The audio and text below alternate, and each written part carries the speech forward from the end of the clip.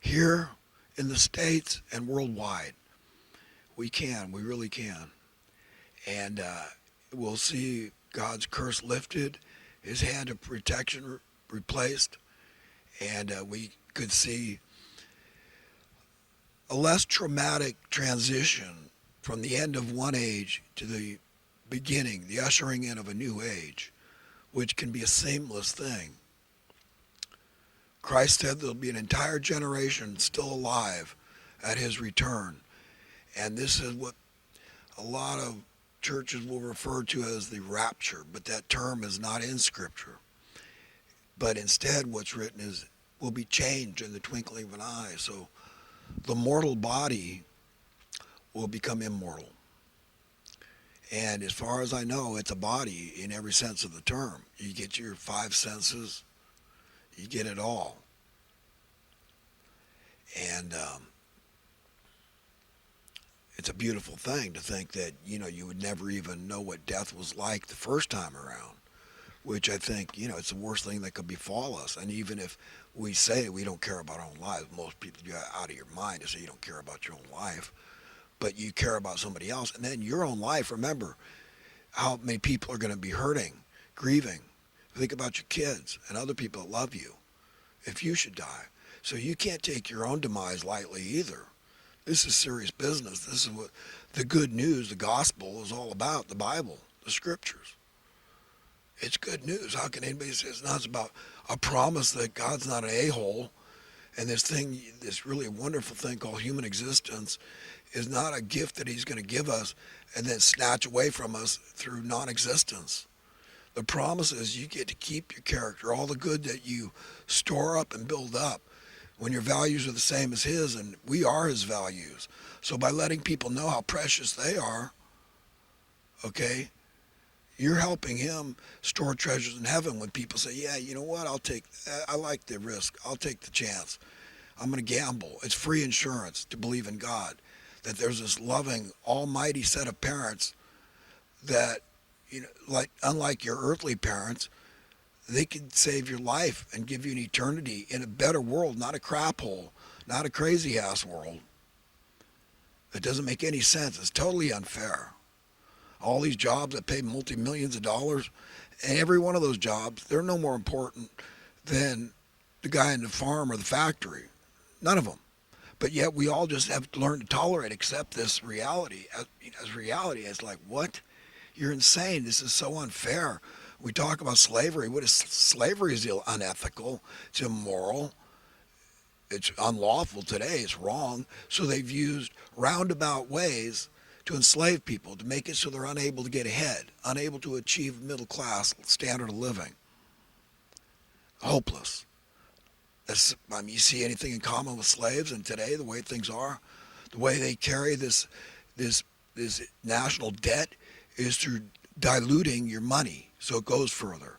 In economic terms, it's called currency debasement. How do they achieve that? Through raising your cost of living. Stuff nobody can get away from. You must pay it. Otherwise, you don't live. Dissect the term.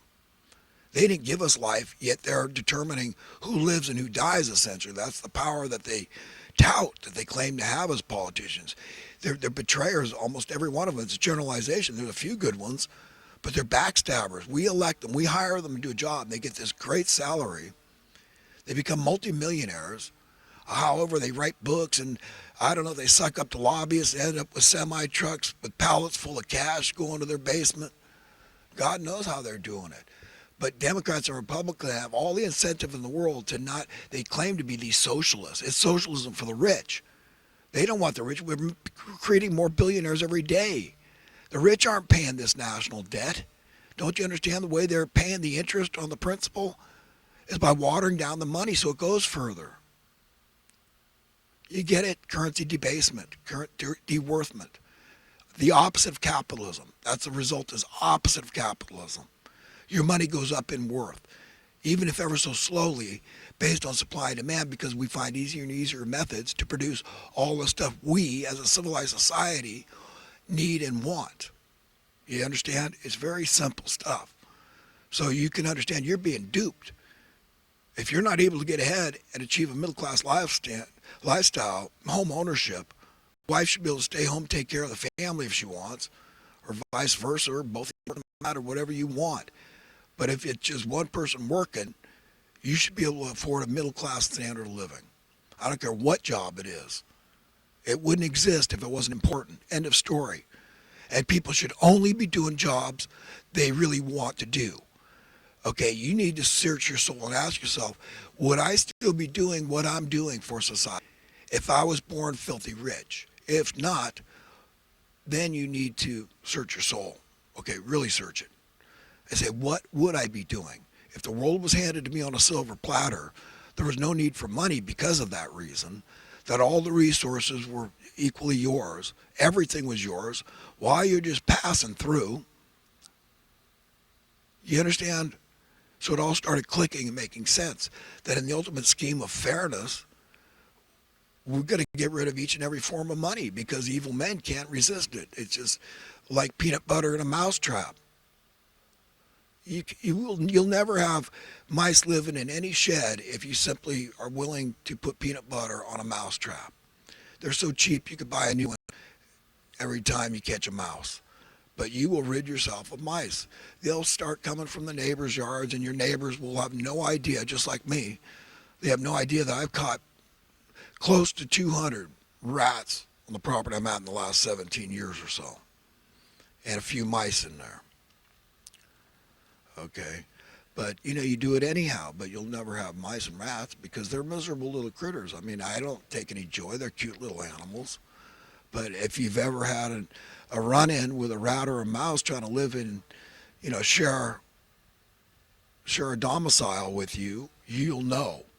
You'll be on the anti-rodent side of this debate, believe me.